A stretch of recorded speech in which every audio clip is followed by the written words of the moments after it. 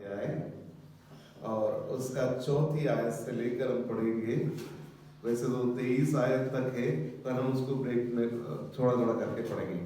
चौथी, पांचवी और छठी। यूहन्ना 4, चौथा, पांचवा और छठवा। डॉली पढ़िए। और डॉली उन्होंने हाथ ऊंचा किया। और उसको सामरिया से होकर जाना अवश्य था। हाँ, इसलिए वह सुखार नामक सामरिया के एक नगर तक आया, जो उस भूमि के पास है जिसे याकूब ने अपने पुत्र यूसुफ को दिया था। और याकूब का कुआं भी वहीं था। अतः यीशु मार्ग का थका हुआ उस कुएं पर यूं ही बैठ गया। यह बात 6 घंटे के लगभग हुई। आगे भी बस इतने पढ़िए, ठीक है ना। यहाँ पर हम देख रहे हैं चौथी आयत में ऐसा लिखा हुआ है, और उसको सामरिया से होकर जाना आवश्यक था, है ना। यीशु मसीह अगर कोई भी चीज को, कोई भी बात को, कोई भी काम को इतना इंपॉर्टेंस दे रहे हैं, क्या बोल रहे हैं यहाँ पर कि उसको सामरिया से होकर जाना आवश्यक था। मैं आपको कुछ बातें बताना चाहता हूं। जो यहूदी होते हैं वो सामरी लोगों के साथ में कोई भी रिश्ता नहीं रखते, ठीक है ना। जब इज़राइल से लोग आजाद होकर कनान देश के अंदर आए, मिस्र से आजाद होकर लोग कनान देश के अंदर आए, और वहां पर उन्होंने राज्य किया, बहुत सारे राज्यों को जीता, बहुत सारे नगरों को जीता, बहुत सारे शहरों को फूंक दिया गया। वहां के किसी भी चीज को परमेश्वर ने हाथ लगाने के लिए मना कर दिया कि आप इनमें से कोई भी चीज को अपने पास में मत लेना, क्योंकि परमेश्वर अपने बेटे को एक जाति, जो प्योर जाति को निर्माण करके उस जाति से इस संसार के अंदर लेकर आना चाहते थे, ठीक है। परंतु क्या हुआ कि कुछ जो लोग थे जो वहां से आजाद होकर आए थे, जो इजरायली थे, वो जो छूट कर आए थे, वो उन लोगों में से कुछ लोग करप्ट हो गए। उन्होंने वहां के मूल निवासी जो पहले से रह रहे थे उनके साथ में विवाह किया, उनके साथ में परिवारों को बसा लिया, वो एक मिक्स जाति बन गए। और जो इस प्रकार से एक मिक्स जाति बने, वो लोग सामरिया में रहते थे, और जिन्होंने पूरी व्यवस्था का पालन किया वो कहां पर रहते थे? वो यहूदिया में रहते थे, ठीक है ना, जूडिया में, यहूदिया में रहते थे। और इन दोनों के बीच में कोई भी रिलेशनशिप नहीं रहता था, क्योंकि यहूदी बोलते थे सामरी लोग जो हैं वो एक तुच्छ जाति है, क्योंकि उन्होंने परमेश्वर की व्यवस्था को नहीं माना है, वो एक अशुद्ध लोग है, इसलिए उनके साथ में वो कोई भी रिश्ता नहीं रखते थे। इवन जब कभी भी अगर यहूदा से गलील की ओर जाना होता था, है ना, हम देखते हैं यीशु मसीह जूडिया से गलील के लिए कई यात्राएं यीशु मसीह ने करी। और जब किसी को भी यहूदिया प्रांत से गलील प्रांत की ओर जाना होता था तो वो क्या करते थे? वो पूरा सामरिया को बाईपास करते थे, और बाईपास करके और फिर वो पहुंचते थे कहां पर? गलील में, ठीक है ना। यहूदा से गलील को जाते वक्त सामरिया बीच में आता है, और जब उनको जाना होता था गलील की तरफ, सामरिया से यहूदिया से गलील की ओर जाना होता था, वो उसके शहर के बीच में से होकर जाने की जगह उन्होंने पूरा बाईपास रोड बनाया हुआ था, वो उसको पूरा क्रॉस करके फिर जाते थे। या तो दूसरी तरफ क्या होता था? समुद्र था, दूसरी तरफ समुद्र था, तो समुद्र से होकर नहीं जा सकते थे, या तो वो उसके अंदर जहाज को डालें और जहाज से होकर फिर क्रॉस करें तब जा सकते, या फिर एक बाईपास था, वहां से होकर उनको जाना होता था। और वो कभी भी सामरिया में प्रवेश नहीं करते थे, क्योंकि उनका ये मानना था कि किसी सामरी व्यक्ति से अगर हम मिलते भी हैं, अगर हम सामरिया में जाते भी हैं, तो हम अपने आप को अशुद्ध कर देते हैं। हालेलुया। मैंने गूगल से मैप निकाला हुआ है, आपको शायद दिखाई दे जाए यहां से कभी। तो यहां पर हम देख रहे हैं नीचे की तरफ जो है वो यहूदा है, यहां पर नीला जो आपको दिख रहा है ये समुद्र है, ठीक है ना। यहां ऊपर की तरफ आप देख रहे हैं ये गलील है, ठीक है, अगर यहां से जाना है किसी को तो ये क्या करते थे, यहां से निकलकर ये जो डैश डैश बने हुए ना बिंदु बिंदु, ये यहाँ पर एरो बना हुआ है, ऐसे करके ये बाईपास करके फिर नाजरत को जाते थे। गलील में है नाजरत, है ना। यीशु मसीह कहाँ का रहता था? गलील का रहने वाला था, नाजरत का रहने वाला था। और यहाँ पर यहूदा से लेकर अगर कोई भी जा रहा है तो उसको पूरा बाईपास करके गलील में जाना होता था। इसके बीच में जो हम देख रहे हैं पीले कलर का, ये क्या है? ये सामरिया है। जबकि अगर यहां से यहां जाना है तो ये बहुत ही शॉर्टकट एक रास्ता है बीच में से, ठीक है ना। ये जो ग्रीन लाइन दिख रही है ना, ये शॉर्टकट रास्ता है कि अगर गलील को जाना है तो यहां से बिल्कुल शॉर्टकट जा सकते हैं। परंतु यहूदी लोग कभी भी इस रास्ते से नहीं जाते थे, वो हमेशा ऐसे बाईपास करके फिर वहां पर जाया करते थे। हालेलुया, है ना। मैंने इसलिए आपको ये नक्शा दिखाया है, जो कि गूगल पे है, आप सर्च कर सकते हैं, कि हमको जानना चाहिए यीशु मसीह ने कहा कि उसको सामरिया से होकर जाना आवश्यक था। परमेश्वर केवल और केवल यीशु मसीह को इसीलिए नहीं भेजा था कि वो यहूदियों का उद्धार करे, परंतु परमेश्वर ने यीशु मसीह को इस संसार में इसलिए भेजा था कि वो इस संसार के अंदर हर एक मनुष्य के उद्धार के लिए क्रूस पर अपने आप को बलिदान करे। और इसीलिए उस मिथक को, उस ट्रेडिशन को तोड़ने के लिए यीशु मसीह ने कहा कि उसको सामरिया में से होकर जाना जरूरी है। हालेलुया, है ना। यीशु मसीह हमारे लिए वो सारे ट्रेडिशंस को तोड़कर आने वाला परमेश्वर, हालेलुया, है ना। उसके लिए कोई भी जाति और कोई भी धर्म मायने नहीं रखता प्रियो। उसके लिए कोई भी स्थान अशुद्ध नहीं है, उसके लिए कोई भी मनुष्य अशुद्ध नहीं है, परंतु यीशु मसीह ने कहा उसको सामरिया में से होकर जाना जरूरी है। और फिर यहाँ पर ऐसा लिखा हुआ है, इसीलिए वो सुखार नामक सामरिया के एक नगर तक आया जो उस भूमि के पास है जिसे याकूब ने अपने पुत्र यूसुफ को दिया था, और याकूब को कुआं भी वहीं था। अतः यीशु मार्ग का थका हुआ उस कुएं पर यूं ही बैठ गया, और 6 घंटे के लगभग ये बात हुई। हालेलुया, है ना। यहाँ पर क्या हुआ, जब यीशु मसीह सुखार पर पहुंचे, सुखार नामक एक गांव के अंदर पहुंचे, और उस गांव के बाहर एक कुआं है जो कि याकूब का कुआं कहलाता है, जो कि उसको उसके पिता ने दिया था, ठीक है ना। यूसुफ को दिया था याकूब ने, ठीक है ना। तो वो आज भी है वहां पर, अगर कभी आपका जाना हो वहां पर तो आप देख सकते हैं। हालेलुया, है ना। आप देख सकते हैं उसको कि वो कुआं आज भी है वहां पर। हालेलुया। इसके बाद में हम क्या देखते हैं, यहां पर लिखा है, इतने में एक सामरी स्त्री जल भरने के लिए आई, ठीक है, शहर के बाहर, है ना।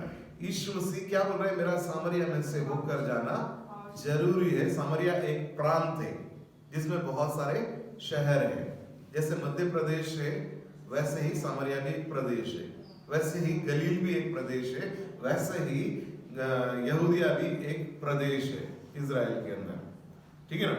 तो यहाँ पर यीशु मसीह सुखार नामक एक नगर है, उसके बाहर एक कुएं के पास में बैठे हुए हैं। मैं यही सोच रहा था कि यीशु मसीह ने कहा मेरा सामरिया में से होकर जाना जरूरी है, तो अगर हम उस जरूरत को देखेंगे तो हमको ये लगेगा कि यीशु मसीह को शहरों में जाना होगा, वहां पर खड़े होकर परमेश्वर के राज्य के बारे में बताना होगा, या वहां पर कोई टेम्पल होगा जहां पर सामरी लोग आराधना करते होंगे, तो वो वहां पर जाकर वो लोगों को सुसमाचार सुनाएगा। परंतु हम यहाँ पर क्या देख रहे हैं कि यीशु मसीह नगर के अंदर ही नहीं गए, परंतु वो नगर के बाहर एक कुएं के पास में बैठे हुए हैं। हालेलुया। और ये लगभग 6 घंटे की बात है ना। 6 घंटा मतलब कि है वहां इजराइल की अगर हम बात करेंगे तो दोपहर का समय है वो, ठीक है ना। करीबन 2 से लेकर 4 बजे के बीच का समय है। और इजराइल एक ऐसा देश है जहां पर भयानक गर्मी पड़ती है, 45 डिग्री प्लस टेम्परेचर होता है वहां पर, क्योंकि वो पूरा का पूरा रेगिस्तान है। और इतनी दोपहर में पानी भरने के लिए कोई भी नहीं आता। यहां पर हम एक स्त्री के बारे में पढ़ रहे हैं कि ये स्त्री 6 घंटे के लगभग ऐसे भयानक गर्मी के समय में वो क्या करने आई है? पानी भरने के लिए आई है। अगर हम पूरी घटना के बारे में पढ़ते हैं तो वो जब पानी भरने के लिए आई, यीशु मसीह वहां पर बैठे हुए थे और यीशु मसीह ने क्या करा था? अपने चेलों से कहा कि तुम जाकर क्या करो, हमारे लिए कुछ भोजन लेकर आ जाओ।